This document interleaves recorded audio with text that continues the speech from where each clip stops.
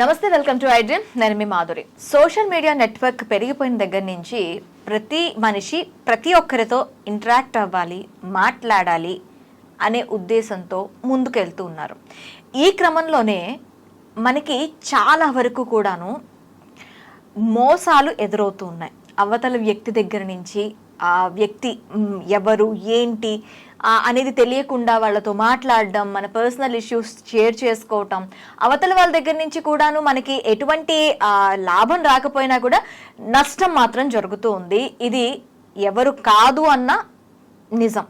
So ఇవి కాకుండా అంటే మనం సోషల్ మీడియా ద్వారా చాలా మంది ఫ్రెండ్స్ని తెచ్చుకుంటున్నాం కాబట్టి అవతలి వ్యక్తులు జెన్యూనా కాదా, మనం వాళ్ళతో ఎంతవరకు మాట్లాడాలి, ఒకవేళ వాళ్ళు జెన్యూన్ కాకపోతే మనం చేయాల్సిన తక్షణ కర్తవ్యం ఏంటి, జెన్యూన్ పీపుల్ని ఎలా ఎంచుకోవాలి, ఇవన్నీ డీటెయిల్గా చెప్పడానికి మనతో పాటు ఉన్నారు సైకాలజిస్ట్ వెంకట సుబ్బయ్య గారు. ఆయన అడిగి డీటెయిల్గా తెలుసుకుందాం. Hello sir. హలో, నమస్తే. నమస్తే సార్, ఎలా ఉన్నారు? బాగున్నానమ్మా. సార్, నేను ఇందాక చెప్పినట్టు social media networks, Facebook, WhatsApp, Insta, Twitter, ఇలా ప్రతి దాంట్లో కూడా యాక్టివ్గా ఉంటున్నారు. ఇప్పుడు ఆ యాక్టివ్నెస్ ద్వారా ఏమవుతుంది అంటే అవతల వ్యక్తులు వస్తున్నారు, వీళ్ళ దగ్గర నుంచి మనీగా కానీ, సైకలాజికల్గా కానీ, ఫిజికల్గా కానీ చాలా మంది నష్టపోతున్నారు. సో ఇలాంటి నష్టాలు అవి జరగకుండా ఉండాలి అంటే అసలు ఒక పర్సన్ జెన్యూన్, నేను మాట్లాడచ్చు అనే నిర్ణయం ఎలా తీసుకోవాలంటారు? సోషల్ మీడియా ప్లాట్ఫామ్ అనే కాదు, మన రెగ్యులర్ లైఫ్లో కూడా మన చుట్టూ ఉండే వాళ్ళు కూడా ఉంటారు. ఆ చుట్టూ ఉండే వాళ్ళు కూడాను జెన్యూనా కాదా, మనం వెళ్ళి వాళ్ళతో ఇంటరాక్ట్ అవ్వచ్చా లేదా అనేది ఎలా తెలుసుకోవాలంటారు? ఎలా ఉందంటే మానవ జీవితం ఎలా వెళ్తుంది, ఏది నమ్మకమైన జీవితం, ఏది నమ్మాలి, ఏది నమ్మకూడదు అనేటువంటి డైనమాలతో నడుస్తుంది అనమాట. ఎందుకు వచ్చిన ఆ క్వశ్చన్? ఫస్ట్ వ్యక్తిని నమ్మాలా నమ్మకూడదా, ఎవరిని నమ్మాలి ఎవరిని నమ్మకూడదు, దాన్ని ఎలా అంచనా వేయడం అనేటువంటి ప్రశ్న ఎక్కడి నుంచి వచ్చింది? మొదట మనం పరిశీలించాల్సిన విషయం ఏంటంటే మన యొక్క వ్యవస్థ డెవలప్మెంట్, సైకలాజికల్ డెవలప్మెంట్ వ్యవస్థ అనేది ఉంటుందండి. ఇప్పుడు ఫిజికల్ డెవలప్మెంట్ వ్యవస్థ ఉంది. మీరు చైల్డ్ పుట్టక ముందు తల్లి గర్భంలో పెరుగుతున్నప్పుడు ఒక 3 స్టేజ్లు ఉంటాయి. పుట్టిన తర్వాత ఒక 7 స్టేజ్లు ఉంటాయి. పుట్టక ముందు జెర్మినల్ స్టేజ్ అని చెప్పి, ఎంబ్రానిక్ స్టేజ్ అని చెప్పి, అలాగే ఫ్యూటస్ స్టేజ్ అని చెప్పి ఒక 3 స్టేజ్లు ఉంటాయి. అప్పుడు మీ మదర్కి, మీకు, మీ తండ్రికి మాత్రమే మీ యొక్క చలనాల గురించి, మీ ప్రవర్తన గురించి, మీ తల్లి యొక్క ఎమోషన్స్ పైన ఆధారపడి ఉంటాయి. ఇవి కంప్లీట్గా ప్రీనటల్ డెవలప్మెంట్లో వ్యక్తి జరిగేటువంటి ఒక శారీరక ఎదుగుదలతో పాటు కొన్ని ఎమోషనల్ శరీరం యొక్క పరిస్థితులు. ఇక్కడ ఏమవుతుందంటే రెండో విషయం, వ్యక్తి పుట్టిన తర్వాత ఏమవుతుంది? Infancy, early childhood, later childhood, puberty, adolescence, adulthood, middle age, old age అనేది ఈ యొక్క స్థితులు, ఈ యొక్క దశలు. ఈ దశల్లో మనకేమి జరుగుతున్నాయి? ఈ దశలో ముఖ్యంగా మనకు జరిగే విషయాలు ఏంటివంటే, పిల్లవాడు పుట్టిన తర్వాత తల్లి యొక్క చర్మాన్ని, గర్భసంచి అంటే తల్లి యొక్క పొట్టను పడుకొని నిద్రపోవాలి.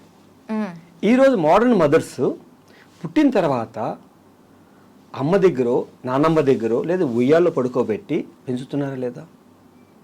ఆ పిల్లవాడికి ఎవరిపైన నమ్మకం ఉంటుంది? The trust and mistrust according to Erikson's theory of psychology of personality development ఏం చెప్తుందంటే, ఫస్ట్ పుట్టినప్పటి నుంచి 2 సంవత్సరాల కాలం మధ్య వరకు ఒక పిల్లవాడిలో నమ్మకం అనేది ఏర్పడుతుంది, డెవలప్ అవుతుంది. సైకలాజికల్ డెవలప్మెంట్ ఆఫ్ ట్రస్ట్ అనేది ఏర్పడుతుంది. ఆ పిల్లవాడిని ఎలా పెంచాలి, తన యొక్క పిల్లవాడి యొక్క నిత్యావసరాలని ఇమీడియట్లీ అటెండ్ అయ్యి తీర్చాలి. ఇమీడియట్లీ. ఎంతమంది తల్లులు పిల్లవాడిని పట్టుకొని కడుపుకు అతుక్కొని పాలిస్తున్నారు? ఇది ఒక పెద్ద ఉద్యమం ఏర్పడింది. తల్లులు పిల్లలకు పాలివ్వండి, తల్లి పాలు చాలా ఆరోగ్యకరం, ఇమ్యూనిటీ పెంచుతుంది అనే ఒక భావన. ఇది ఇమ్యూనిటీ కోసం ప్రాధాన్యపడుతున్నాం. మానసిక ఎదుగుదల గురించి ఎవరు మాట్లాడుతున్నారు? ఇక్కడ మానసిక ఎదుగుదలలో ట్రస్ట్. చిన్న క్వశ్చన్ సార్, చెప్పండి. ఒక మనిషి యొక్క మానసిక ఎదుగుదల అనేది తల్లి గర్భం నుంచి స్టార్ట్ అవుతుందా, పుట్టిన తర్వాత స్టార్ట్ అవుతుందా, పెరిగే క్రమంలో అది ఇంప్రూవ్ అవుతూ వస్తుందా? తల్లి గర్భం నుంచే స్టార్ట్ అవుతుంది. Systematic speaks after 4th month of your development of fetus starts your emotions. అందుకోసమే కదా మన సాంప్రదాయాల్లో, వ్యవహారక శైలిల్లో కొన్ని రకాలైనటువంటి 5వ నెలలో అమ్మగారి ఇంటికాడ అడుగుపెట్టి రావాలి, 7వ నెలలో అడుగు పెట్టాలి, 9వ నెలలో శ్రీమంతం చేయాలనేటువంటి సిస్టాన్ని ఎందుకు పెట్టారో? It is a purely scientific method. ఎందుకంటే ఫీటస్ కూడా రెస్పాండ్ అవుతుంది తల్లి యొక్క చర్మ అంటే సెన్సేషన్స్ ద్వారా ఫీటస్ ఇవన్నీ కూడా తీసుకుంటుంది. అంటే మానసిక ఎదుగుదల అనేది తల్లి గర్భం నుంచి, మన ఇతిహాసాలు కూడా అవే చెప్తాయి. అభిమన్యుడు పద్మవ్యూహాన్ని ఎక్కడ నేర్చుకున్నాడు అంటే తల్లి గర్భంలో.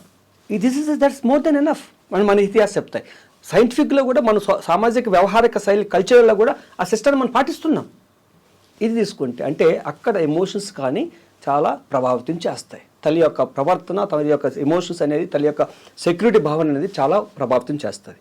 పుట్టిన తర్వాత మనం స్పష్టంగా చూస్తున్నాం తల్లి గర్భం నుంచి బాబు వచ్చిన తర్వాత, పాప వచ్చిన తర్వాత తల్లి ఏం చేస్తుందంటే తను అతుక్కొని పాలేవాలి, పక్కలో పడుకోవాలి. ఇప్పుడున్న పరిస్థితులు ఎలా ఉన్నాయంటే మెకనైజ్డ్ లైఫ్లో, ఫైనాన్షియల్ లైఫ్లో డబ్బే సర్వం అనుకునేటువంటి జీవితం గడుస్తున్న సందర్భంలో భార్యాభర్త ఇద్దరు ఉద్యోగం చేస్తే కానీ కుదరదు. పాపం తనకు డ్యూటీ ఉంటుంది. ఆ డ్యూటీ చేయాలంటే తను ఆరోగ్యంగా మంచిగా నిద్రపోవాలంటే బెడ్ నిద్రపోడు కదా.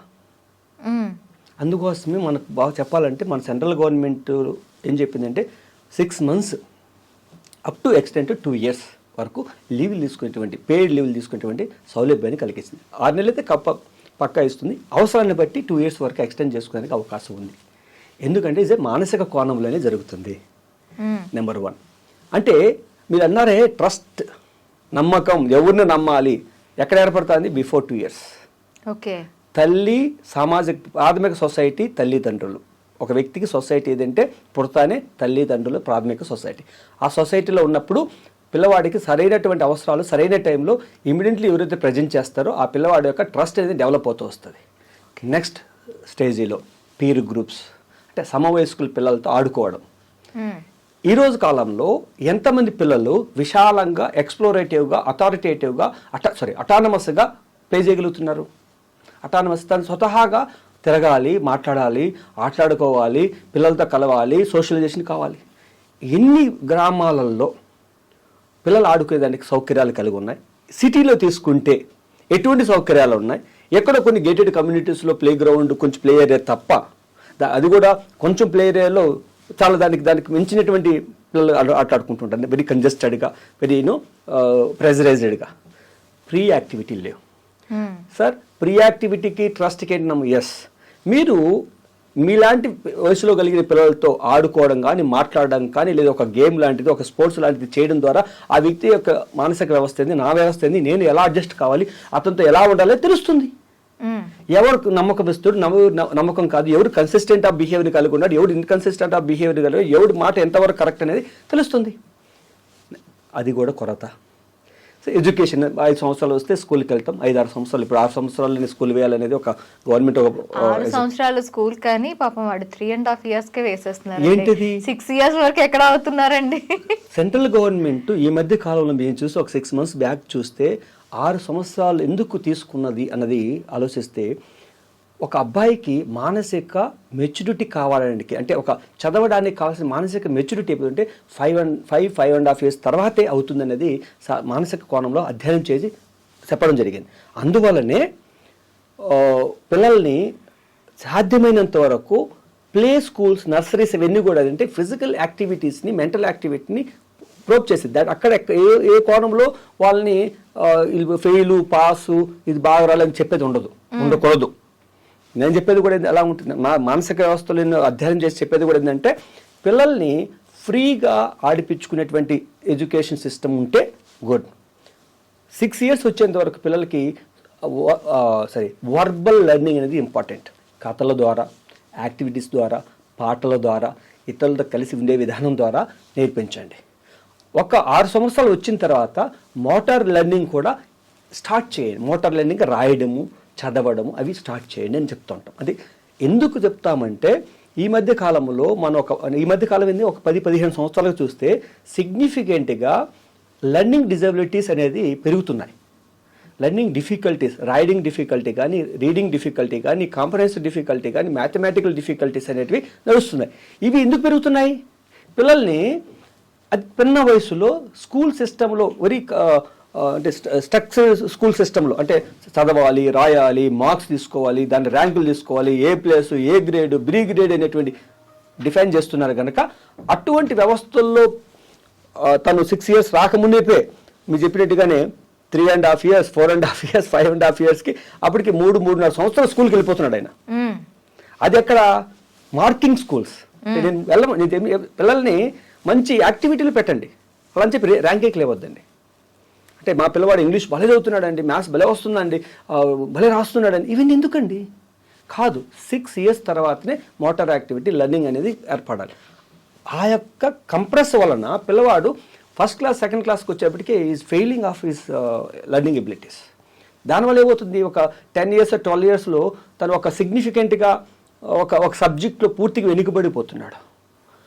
అది కలగకూడదనే ఉద్దేశంతో central government national education scheme, కొత్త నేషనల్ ఎడ్యుకేషన్ స్కీమ్లో ఎన్ఈపీ ప్రోగ్రాంలో వాళ్ళు స్టార్ట్ చేశారు. 6 years తర్వాతనే ఫస్ట్ క్లాస్లో జాయిన్ చేసుకోండి. Who's completed 6 years can join first class. Is as inevitable thing. దానివల్ల ఏమవుతుందంటే పిల్లలకి సోషల్ మెచ్యూరిటీ పెరుగుతుంది. ఆ స్కూల్ వ్యవస్థల్లో నేను చెప్పగలిగేటువంటి ఈ యొక్క ట్రస్ట్ని డెవలప్ చేయాలంటే ఆ స్కూల్ వ్యవస్థలో స్పోర్ట్స్ అండ్ గేమ్స్ ఉండాలి పక్కా. స్టిల్ +2, +1 అండ్ +2 వచ్చేంత వరకు it's a part of curriculum. Play activities ఉండాలి, మోరల్ క్లాసెస్ ఉండాలి, క్రాఫ్ట్ క్లాసెస్ ఉండాలి, అండ్ రిక్రియేషనల్ యాక్టివిటీస్లో సోషల్ కమ్యూనిటీ ప్రోగ్రామ్స్ ఉండాలి. ఇప్పుడైతే ప్రొవైడ్ చేస్తామో ఆ పిల్లవాడు మీరు అడుగుతున్న నమ్మకం అని ఆ పిల్లవాడికి తెలుసు ఎవరిని నమ్మాలో ఎవరిని నమ్మకూడదు. ఎవరైతే ఈ యొక్క 5 ఇంపార్టెంట్ యాక్టివిటీస్ ద్వారా ఎక్స్పోజర్ కారో వీళ్ళకి ఎవరిని నమ్మాలో ఎవరిని నమ్మకూడదో, ఎవరి ఫ్రెండో ఎవరి ఫ్రెండ్ కాదో అనేది జీవితాంతం నిర్ణయించుకోలేరు. ఇప్పుడే కాదు, జీవితాంతం కూడా వాళ్ళు నిర్ణయించుకోలేరు. ఎవరైతే ఈ 5 ఇంపార్టెంట్ అపార్ట్ ఫ్రమ్ సబ్జెక్ట్ కలిగి ఉంటారో, ఎక్స్పోజ్ అయి ఉంటారో, వీళ్ళలో మానసిక స్టెబిలైజేషన్, ఎమోషనల్ కంట్రోల్, అలాగే పర్సనాలిటీ మెచ్యూరిటీ అనేది చాలా అద్భుతంగా ఉంటుంది. ఇది మానసిక కోణంలో మనం పరిశీలించాల్సిన విషయం. ఇది లేకపోవడం వల్లనే వ్యక్తి అపనమ్మకం. ఇక చూస్తే అంటే మనకు వసతులు లేవు, ఎటువంటి పిల్లలు ఆడుకునేదానికి, స్పోర్ట్స్ గేమ్స్ ఆడుకునే దానికోసం కావాల్సినటువంటి గ్రౌండ్స్ లేవు, అటువంటి పరిస్థితులు లేవు, అటువంటి టైం కూడా తల్లిదండ్రులకు లేదు, పిల్లలకు లేదు, స్కూల్స్కి లేదు. కనుక ట్రస్ట్ పోయింది అక్కడ. ఇక పిల్లలు ఒక స్థాయికి వచ్చేసారు. వాళ్ళకి ఇప్పటికి ఏమిందంటే they had crave for to activity. కనుక ఇప్పుడు అత్యధికంగా దొరికేటువంటి ప్లే ఏరేది మొబైల్. అరచేతిలో మొబైల్లోనే పెద్ద గ్రౌండ్ చూస్తారు, అరచేతి మొబైల్లోనే అన్ని స్పోర్ట్స్ ఆడతారు, అన్ని గేమ్స్ ఆడతారు. ఇక్కడ ఏమవుతుంది, పిల్లలకి ల్యాక్ ఆఫ్ సెల్ఫ్ కంట్రోల్.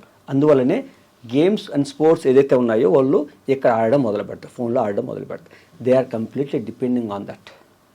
ఇప్పుడు ఇలా డిపెండ్ కావడం వలన వ్యక్తికి మానవ సంబంధాలు ఎక్కడ ఉన్నాయి, పూర్తిగా మొనోటమస్ యాక్టివిటీ అంటారు దాన్ని. అంటే మొబైల్ ఫోన్లో నువ్వు ఆడేదంటే it's a program, you just does it. అక్కడేమవుతాయి, నీకు హ్యూమన్ ఇంటరాక్షన్స్, హ్యూమన్ ఎమోషన్స్ రావు. ఇప్పుడు ఫోన్ ఏంటి, నువ్వు ఆన్ చేస్తే ఆన్ అవుతుంది, ఆఫ్ చేస్తే ఆఫ్ అవుతుంది. ఇక్కడ సంబంధాలు పెట్టుకుంటా. ఈ సంబంధాలు పెట్టుకుంటే ఈ యొక్క టెక్నాలజికల్ రిలేషన్షిప్ డెవలప్ చేయడం ద్వారా టెక్నాలజికల్ రిలేషన్షిప్ ఎమోషన్స్ రాదు కదా. ఇప్పుడు ఏమైపోయింది, హ్యూమన్ రిలేషన్స్ లేకపోవడం, వ్యక్తులపై నమ్మకాలు కోల్పోతున్నారు. ఇక్కడ ఏమవుతుందంటే ఇంకొక స్టేజ్ ఆఫ్ వయసు వచ్చినప్పుడు, టీనేజర్స్, అడోలెసెన్స్లో వచ్చినప్పుడు, ఎర్లీ అడల్ట్హుడ్లో start developing of relationship with the followers, giving comments. ఎవరిస్తున్నారు కామెంట్స్ ఇస్తున్నారో వాళ్ళు ప్రొఫైల్ పిక్స్ చూసి మంచిగా కామెంట్ ఇస్తే కొద్ది రోజులు చూసి వాళ్ళతో స్లోగా దే ట్రై టు టాక్. ఎందుకంటే రియల్ హ్యూమన్ రిలేషన్షిప్ లేవు కనుక టెక్నాలజికల్ రిలేషన్షిప్ మొదలైనవి. ఈ టెక్నాలజికల్ రిలేషన్షిప్ ఎంతవరకు పరిమితం? నువ్వు హాయ్ మెసేజ్ పెడితేనే నిజంగా మాధురి గారు నాకు హాయ్ మెసేజ్ పెట్టింది, నా గురించి చాలా మంచి కన్సర్న్ అయినటువంటి నా ఫాలోవర్ అని చెప్పి నేను వెరీ థ్యాంక్స్ అండి, హౌ ఆర్ యూ అని మాట్లాడతాను. మీరు ఎలా ఉన్నారండి, బాగున్నారని మాట్లాడతాను. నేను బాగున్నానండి, నేను హైదరాబాద్కి వస్తున్నానండి, just like to meet you అంటే వై హాయ్ ఎస్ అయిపోయి our relationship and extended to meeting one another. మీకు అదే పరిస్థితి, మాకు అదే పరిస్థితి. Both are meeting with the technological help. Final ఏంటి, ఆ టెక్నాలజికల్ హెల్ప్ హ్యూమన్ రిలేషన్స్ కాదు కదా, ఒరిజినాలిటీ బయటకు వస్తుంది. 1-to-1 మాట్లాడడం, కలవడం, చూడడం చూసుకునేప్పుడు మీరేంటి నేనంటే నాకు అర్థమవుతుంది, మీరేంటి నా ఎక్స్పెక్టేషన్స్ ఏంటి, మీ expectations completely dismantle, it's gone into breakup. దాంట్లో పెళ్ళిళ్ళు జరిగే సందర్భాలు ఉన్నాయి, దాంట్లోనే బ్రేకప్ జరిగే సందర్భాలు ఉన్నాయి. ఈ యొక్క టెక్నాలజికల్ రిలేషన్షిప్ ద్వారా మ్యారేజెసే కాకుండా డెత్స్ కూడా జరిగిన సందర్భాలు ఉన్నాయి. కానీ నేను చెప్పేటువంటి సంబంధాలు ఎప్పుడు బలపడతాయి, ఎప్పుడు కన్సిస్టెంట్గా ఉంటాయి, హ్యూమన్ ఎమోషన్స్తో కూడుకునే రిలేషన్షిప్ ఏర్పడితే కలిసి తిరగడం, మాట్లాడడం, ఆడుకోవడం చేస్తే ఆ ద్వారా ఏర్పడేటువంటి రిలేషన్షిప్ అనేటివి శాశ్వతంగా ఉండేదానికి అవకాశం ఉండదు. ఒక్కసారి గుర్తుపెట్టుకోండి, మీరు 5th, 6th, 7th, 9th, 10th క్లాస్లో మీతో కూడా చదువుకునేటువంటి అబ్బాయి అమ్మాయి ఎవరైనా ఉంటే యూ కెన్ ట్రస్ట్ దెమ్. ఎందుకంటే యూ నో హిమ్ ఎప్పుడు when you are early stage of life. అది ఎందుకంటే అక్కడ బలమైనటువంటి ముద్రలు ఏర్పడతాయి. అదే ఒక 6 సంవత్సరాల వయసు నుంచి 14 సంవత్సరాల వయసులో ఎవరైతే పిల్లలు నమ్మకంగా ఉంటారో వాళ్ళే ఎక్స్టెండ్ అవుతారు. అడోలెసన్లో వాళ్ళు లాంగ్ స్టాండర్డ్గా మంచి రిలేషన్షిప్ కలిగి ఉంటారు. కానీ ఈ మధ్య కాలంలో కొన్ని సర్వేస్ ద్వారా కొన్ని స్టడీస్ ద్వారా తెలిసిన విషయం ఏంటంటే money is playing major role. డబ్బు అనేది మానవ సంబంధాల మధ్య ఎన్నో రకాల చిచ్చులు పెట్టి ఆ సంబంధానికి గౌరవం లేకుండా ఒకరినొకరు విడిపోయే స్థాయికి వచ్చేటువంటి పరిస్థితులు ఏర్పడుతున్నాయి. దాని కారణం డిజైరస్ ఆఫ్ లైఫ్. అంటే డబ్బు ఉంటే సంతోషం ఉంటుంది, డబ్బు ఉంటే లగ్జరీస్ ఉంటే, డబ్బు అనేది మనకు ముఖ్యం, వ్యక్తి కాదు అనేటువంటి భావంతో వ్యవస్థ నడుస్తుంది. అది కూడా కారణం టెక్నాలజికల్ వరల్డే. కనుక ఇప్పుడు మీరు చెప్పేది నమ్మాలా నమ్మకూడదా అనేటువంటి క్వశ్చన్కి మీకు ఆన్సర్ దొరకుండాలి. కాకపోతే నేను చెప్పే విషయం అంటే ఒక వ్యక్తి ఎప్పుడైతే సరైనటువంటి డెవలప్మెంట్, మానసిక డెవలప్మెంట్ కలిగి ఉంటాడో, సరైనటువంటి ఎమోషనల్ మెచ్యూరిటీ కలిగి ఉంటాడో, పరిపూర్ణమైన మానసిక మూర్తిమత్వ విధానాన్ని అభివృద్ధి చెంది ఉంటాడో, మానసిక రుగ్మతకు లోను లేకుండా ఉంటాడో, ఆ వ్యక్తి కరెక్ట్ అయిన వ్యక్తిని, నమ్మకమైన వ్యక్తిని గుర్తించడం పెద్ద కష్టం కాదు. ఆ వ్యక్తికి అతి ముఖ్యమైనటువంటిది అడ్జస్ట్మెంటల్ మెకానిజం అనేది చాలా ఎఫెక్టివ్గా ఉంటుంది. కనుక చిన్న చితకైనటువంటి డిస్టర్బెన్సెస్ వచ్చినా కూడా ఈ can cope up and go with the trusted person. అది కావాలండి. మనిషికి కావాల్సింది ర్యాంకులు, మార్కులు, జాబు, ల్యాక్స్ కాదు. మానసిక సంతృప్తితో కూడుకునేటువంటి హ్యాపీనెస్ ఇండెక్స్తో కూడుకునేటువంటి life, the quality of life. ఎలా బతికినాము, ఎంత సంతృప్తిగా బతికినాము అన్నది ముఖ్యం. ఆ సంతృప్తిగా బతకడానికి కావాల్సింది మీకు కావాల్సింది మీ యొక్క ఎమోషనల్ మెచ్యూరిటీ, మీ ఇంటలెక్చువల్ డెవలప్మెంట్, ఆ పర్సనాలిటీ అనేది చాలా ఇంపార్టెంట్. ఈ మూడుని మీరు దైనందిన జీవితంలో కలిగి ఉంటే కంపల్సరీగా మీలో కరెక్ట్ అయిన వ్యక్తిని గుర్తించవచ్చు. చివరికి ఒక మాట చెప్పదలుచుకున్నాండి ఈ విషయంలో. మనిషిని ఎలా నమ్మాలి, కొన్ని ఇంపార్టెంట్ థింగ్స్ నేను చెప్తాను. మాట తీరు, consistency of his communication is very important. అది నమ్మకానికి ఒక ప్రాథమిక స్టెప్. రెండోది, ఒక వ్యక్తి ఎంతకాలం మీతో కలిసి నడుస్తున్నాడు, మీ యొక్క పరిస్థితిని, అతని యొక్క పరిస్థితి మీరు గమనించగలుగుతున్నారు. టైం అనేది డిసైడ్ అవుతుందండి. నెంబర్ 3 ఏంటంటే మీకు అతనికి ఉన్నటువంటి ఎమోషనల్ బాండేజ్ ఎంత, అది నియర్నెస్ ఎంత, మీ ఇద్దరి మధ్య నియర్నెస్ ఎంత ఉంది అనేది. ఎమోషనల్ గా ఒక్క వైపు నుంచి ఉంటే కాదు, రెండు వైపుల నుంచి ఉండాలి. మీ ఇద్దరి మధ్య ఎంతవరకు ఎమోషనల్ నియర్నెస్ ఉంది, ఆ టచ్ అనేది మీ జీవితాన్ని ఒక మార్పు తీసుకొస్తుంది. అది మీ యొక్క నమ్మకాన్ని పెంపొందిస్తుంది. బేసికల్గా consistency of behaviour, consistency of your character, consistency of your emotion అనేది నమ్మకానికి పునాదులండి. కన్సిస్టెన్సీ అంటారు. అది ఆ ట్రస్ట్ అనేది ఎప్పుడు ఏర్పడుతుంది, నీ యొక్క కన్సిస్టెన్సీ ఆఫ్ డిఫరెంట్ సిచ్యువేషన్లో, డిఫరెంట్ అకేషన్స్లో మీరు ఎంత కన్సిస్టెంట్గా మీ క్యారెక్టర్ని ప్రదర్శిస్తున్నారో దాన్ని బట్టి మీ ఎదుటి వ్యక్తికి నీ పైన నమ్మకం ఏర్పడుతుంది, ట్రస్ట్ అనేది ఏర్పడుతుంది. ఇవి ఏర్పడడానికి, జరగడానికి time will decide. You need to have a patiency and tolerancy to observe the person. అంటే ఇమీడియట్లీ ఒకరోజు over it's not like love first sight అనేది కాదు. ఇది నమ్మకం అనేది it is a time taking process and you should have a patiency about understanding other person. అది చాలా అవసరం. కనుక ఇవి లక్షణాలు మనం గుర్తించగలిగితే కెన్ ట్రస్ట్ అదర్ పర్సన్. అది కాకపోతే చాలా కష్టం. కన్సిస్టెంట్గా తెలిసిపోతుంది మీరు డబ్బు మనుషులా, లేదా వ్యక్తిత్వాన్ని కలిగిన మనుషులా, లేదంటే మీరు దేనికో నాతో ఎందుకు మీరు ఫ్రెండ్షిప్ చేస్తారని తెలుస్తుంది. ఓకే, అది ఆటోమేటిక్ మనం కొంతకాలం నడిచినామనుకోండి, అంటే లైఫ్ జర్నీలో వెళ్ళామనుకోండి, అది అర్థమైపోతుందండి. కనుక ఈ లక్షణాలు కలిపి ద్వారా మనం నమ్మకాన్ని ఏర్పాటు చేసుకోవడానికి అవకాశం ఉందండి. ఓకే, సో ఎవరైనా మీతో మీకు ఎవరైనా తారసపడి వెళ్ళాలి అనుకుంటే ఖచ్చితంగా ఈ 5 లక్షణాలు వాళ్ళకు ఉన్నాయా లేదా, మీతో ఎంత టైం ఫస్ట్ ఇవ్వగలిగేది, టైం ఒక మనిషికి ఒక మనిషి ఇవ్వగలిగేది ఒక వాల్యుబుల్ థింగ్ ఏదైనా ఉంది అంటే టైం మీకు కరెక్ట్ గా ఇస్తున్నారా లేదా, ఆ టైంలో వాళ్ళతో మీ బిహేవియర్ కానీ మీతో వాళ్ళ బిహేవియర్ కానీ ఎలా ఉంది, నెక్స్ట్ వాళ్ళు ఇప్పుడు టైం ఇచ్చి బిహేవియర్ బాగున్నా కూడాను వాళ్ళు మీ దగ్గర నుంచి ఏం ఆశిస్తున్నారు, కన్సిస్టెన్సీ, ఇవన్నీ కూడా క్యాలిక్యులేట్ చేసుకొని ముందుకు వెళ్ళగలిగితే ఓపికగా పేషెంట్గా ఈ రోజు కలిసి రేపు ఇది ఎల్లుండేది ఇలా కాదు, అది ఒక స్పాన్ ఆఫ్ టైం ని మనం స్పెండ్ చేయగలుగుతున్నామా లేదా చూసుకొని ముందుకు వెళ్ళగలిగితే ఆ ట్రస్ట్, ఆ జెన్యూనిటీ అనేది బయటకు వస్తుందండి. Okay sir, thank you very much. Thank you so much.